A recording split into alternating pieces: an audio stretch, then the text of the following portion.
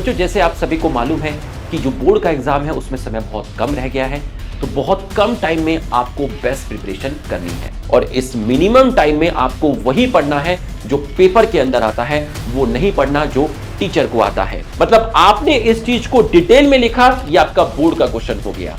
मैंने इसमें से स्पेसिफिक पॉइंट उठा लिए, ये आपका नीट का क्वेश्चन हो गया। आपको बोर्ड में बेस्ट ग्रेड दिलाने के लिए पीडब्ल्यू ने एक यूट्यूब चैनल लॉन्च किया है जिसका नाम है।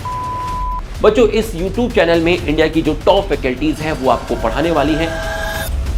हेलो बच्चों, नमस्कार, मेरा नाम है रुपेश चौधरी और इस छोटे से सेशन में आप सभी का स्वागत है। बच्चों, जैसे आप सभी को मालूम है कि जो बोर्ड का एग्जाम है उसमें समय बहुत कम रह गया है, तो बहुत कम टाइम में आपको बेस्ट प्रिपरेशन करनी है।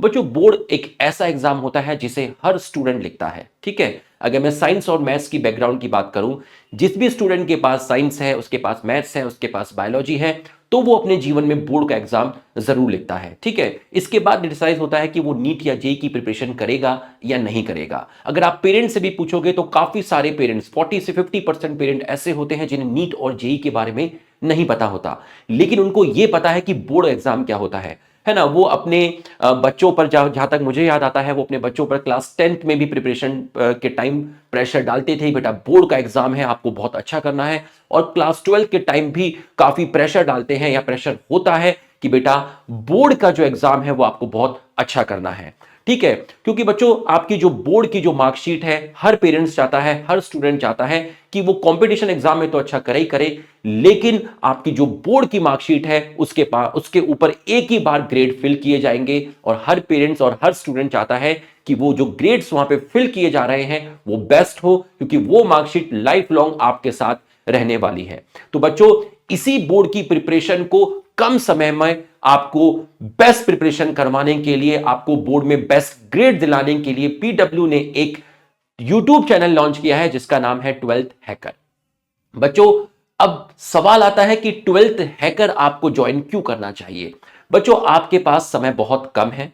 इस कम समय में हम आपको बेस्ट रिजल्ट, बेस्ट मार्क्स आपके बोर्ड एग्जाम में दिलवा सकते हैं। इसके लिए आपको 12th hacker YouTube channel join करना चाहिए, जिसमें ऑलरेडी आपकी प्रिपरेशन स्टार्ट हो चुकी है। बच्चों, इस यूट्यूब चैनल में इंडिया की जो टॉप फैकल्टीज हैं वो आपको पढ़ाने वाली हैं और इन टॉप फैकल्टीज का जो पढ़ाने का जो तरीका है वो आपको बहुत अट्रैक्ट करेगा, क्योंकि इन्होंने लास्ट 6 to 7 ईयर्स के जो भी आपके बोर्ड के पेपर हैं, इनकी स्टडी की, इनकी डीप एनालाइज की और यह पता लगाया कि किस चैप्टर के किस टॉपिक से ज्यादा क्वेश्चन आ रहे हैं, है ना। उन क्वेश्चन का टाइप क्या है, क्या उस टॉपिक से एमसीक्यू टाइप का क्वेश्चन आया है, या 2 मार्क्स का क्वेश्चन आया है, या 5 मार्क्स का क्वेश्चन आया है, ठीक है। क्या वहां से कोई केस स्टडी आई है, क्या वो कॉन्सेप्चुअल क्वेश्चन है, क्या वो डायग्रामेटिक बेस्ड क्वेश्चन है, क्या वो थ्योरेटिकल क्वेश्चंस है। इस तरह की पूरी चीजें एनालाइज की। हमारी फैकल्टीज ने इस चीज को भी एनालाइज किया कि सीबीएसई ये जो बोर्ड है ये किन टॉपिक्स को टच नहीं कर रहा है। तो जिन टॉपिक्स को ये काफी टाइम से टच नहीं कर रहा है, वहां से भी क्वेश्चंस आने की संभावना बहुत ज्यादा है। तो इन सारी चीजों को डीप एनालाइज करने के बाद हमारी जो फैकल्टीज हैं वो अपनी लेक्चर की प्रिपरेशन कर रही हैं और उसके अंदर एकदम क्रिस्पी रेलेवेंट कंटेंट दे रही हैं, जहां से सीधा बोर्ड का क्वेश्चंस उठकर आएगा। तो आपके पास टाइम अभी बहुत कम रह गया है और इस मिनिमम टाइम में आपको वही पढ़ना है जो पेपर के अंदर आता है, वो नहीं पढ़ना जो टीचर को आता है। दोनों के अंदर डिफरेंस होता है। तो बच्चों, ये जो 12th हैकर में जो हमारी फैकल्टीज आपको पढ़ा रही है, इसमें आपके जो लेक्चर्स हैं वो रिकॉर्डेड फॉर्म में दिए जा रहे हैं ताकि आपका टाइम सेव हो सके। और जब लेक्चर खत्म हो जाता है तो उसके जो नोट्स होते हैं, हैंड रिटन नोट्स, वो भी आपको प्रोवाइड कराए जा रहे हैं।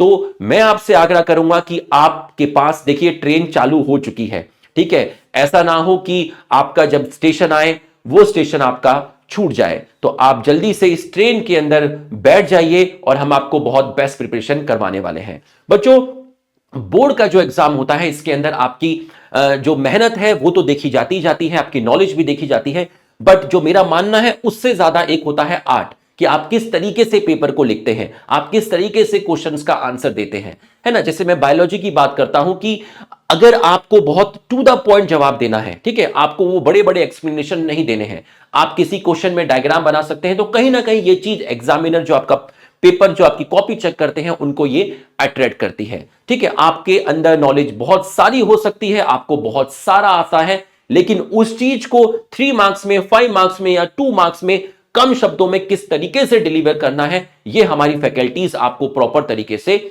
गाइड करेगी। तो बच्चों, इस चैनल को ज्वाइन करिए और हमारे साथ जुड़िए, हम आपको बहुत बेस्ट प्रिपरेशन यहां पर करवाने वाले हैं। बच्चों, जब मैं बोर्ड की प्रिपरेशन करता था तो मुझसे कुछ गलतियां हुई, है ना। मेरे ऊपर भी काफी प्रेशर था 12th में कि मुझे बोर्ड के एग्जाम में बहुत अच्छा करना है, बट अनफॉर्चुनेटली मैं उतना अच्छा नहीं कर पाया। उसके रीजन कई हैं। मुझे आता बहुत सारा था, मैं बड़ी बड़ी रिफ्रेशर पढ़ता था, ठीक है, लेकिन मैं एनसीईआरटी को बहुत अच्छी तरीके से नहीं पढ़ता था, ठीक है। अगर कोई क्वेश्चन मुझसे पूछा है तो मेरा मन करता था बस मैं सारी की सारी चीजें इसके अंदर डाल दूं, ठीक है। जो पर्टिकुलर चीज वहां पूछी जाती थी वो मैं नहीं डालता था, या मैं वो काफी लास्ट में लिखता था, उससे पहले पूरी की पूरी भूमिका तैयार करना स्टार्ट कर देता था। तो एग्जामिनर जब भी कॉपी चेक किए होंगे तो उनको स्टार्टिंग में 4, 5, 7, 8 लाइन में कुछ भी नहीं मिलता था।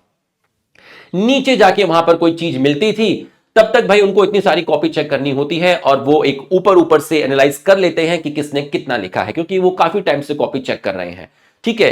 तो होता यह है कि आपको बहुत रेलेवेंट लिखना है, आपसे जो पूछा गया है आपको उतना ही लिखना है, ठीक है। ये चीज मुझे नहीं पता थी, ठीक है। क्वेश्चन के साथ अगर आप डायग्राम बना सकते हैं तो ये कहीं ना कहीं एग्जामिनर को अट्रैक्ट करता है। तो मुझे लिखने का पैटर्न नहीं पता था, ठीक है, किस टाइप के क्वेश्चंस पूछे जाते हैं मेरे को ये नहीं पता था, क्योंकि मेरी पूरी की पूरी जो अप्रोच थी वो ऑब्जेक्टिव अप्रोच थी, ठीक है। लेकिन आपको ये चीज का ध्यान रखना है कि आप अच्छी तरीके से प्रिपेयर हो जाइए, अच्छी तरीके से आप इसके लिए प्रिपरेशन करिए, और जो भी लेक्चर्स हमारी फैकल्टीज आपको दे रही हैं उनको आप प्रॉपर देखिए, क्योंकि आपका पूरा का पूरा जो बोर्ड का पेपर है वहीं से आने वाला है, ठीक। बच्चों, अगर मैं आपसे बात करता हूं कि ऐसा नहीं होता है कि आपको बोर्ड के लिए अलग पढ़ना होता है और नीट के लिए अलग पढ़ना होता है, ठीक है। अगर मैं कुछ बोर्ड के क्वेश्चंस आपके सामने दिखाऊं तो ये देख लीजिए, ये सब बोर्ड के क्वेश्चंस हैं, ठीक है।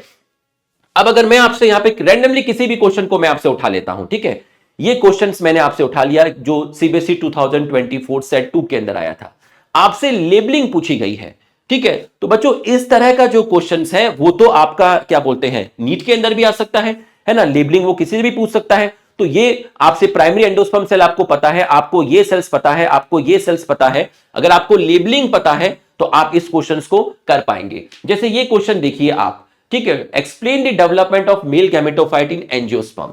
तो जब आप यहां पर डेवलपमेंट पूरा का पूरा लिखेंगे तो आपको लिखने का तरीका आना चाहिए, ठीक है। जब आप यहां पर लिखेंगे तो आप पोलन ग्रेन्स के बारे में बताएंगे, उसके बाद उसके अंदर आप 2 सेल 3 सेल के बारे में बताएंगे, वेजिटेटिव सेल क्या होती है, जनरेटिव सेल क्या होती है, जनरेटिव सेल से किस तरीके से आपके गैमेट्स फॉर्म होते हैं, आप सारी की सारी चीजें यहां पर एक्सप्लेन करेंगे। बट अगर मैं उसी एक्सप्लेनेशन से नीट का पेपर बनाऊं तो मैं वहां से उस क्वेश्चंस को ऑब्जेक्टिव में कन्वर्ट कर दूंगा। मैं आपसे पूछ लूंगा कि 2 सेल स्टेज में कौन कौन सी सेल है, मैं आपसे पूछ लूंगा कि वेजिटेटिव और जनरेटिव सेल्स में कौन फूड स्टोर करती है, मैं आपसे पूछ लूंगा कि वेजिटेटिव और जनरेटिव सेल में किसका न्यूक्लियस बड़ा है, किसका न्यूक्लियस छोटा है। मतलब आपने इस चीज को डिटेल में लिखा, यह आपका बोर्ड का क्वेश्चन हो गया। मैंने इसमें से स्पेसिफिक पॉइंट उठा लिए, यह आपका नीट का क्वेश्चन हो गया। जैसे आप यहां पर देख सकते हैं, farmer prefers apomictic seeds to hybrid seeds. जो एपोमिक्टिक सीड्स होते हैं फार्मर उनको प्रेफर क्यों करते हैं हाइब्रिड सीड के कंपेयर में। बच्चों, अब आपको यहां पूरा डिटेल में आपको लिखना है यहां पर, ठीक है, बहुत ज्यादा डिटेल में भी नहीं, आपको बहुत रेलेवेंट यहां पर लिखना है, ठीक है। सबसे पहले आपको एपोमिक्सिस की एक डेफिनेशन बतानी है कि यहां पर आप सीड या एम्ब्रियो का फॉर्मेशन करते हैं बिना मियोसिस, बिना फर्टिलाइजेशन के, ठीक है। तो फॉर्मेशन ऑफ सीड और embryo without fertilization and meiosis is equal to apomixis. एक डेफिनेशन एपोमिक्सिस की हो गई।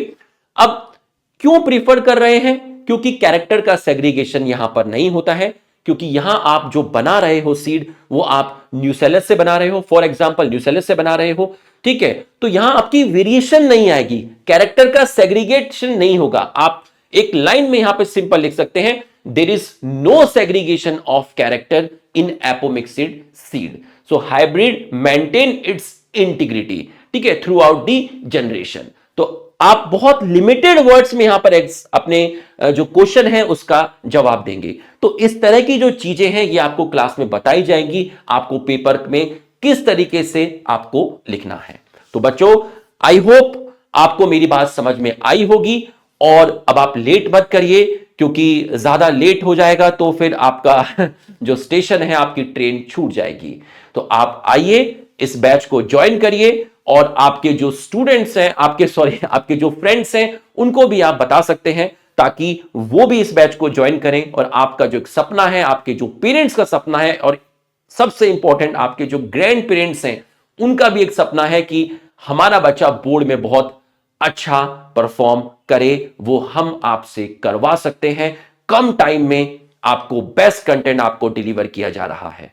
ठीक है बच्चों, all the best, thank you.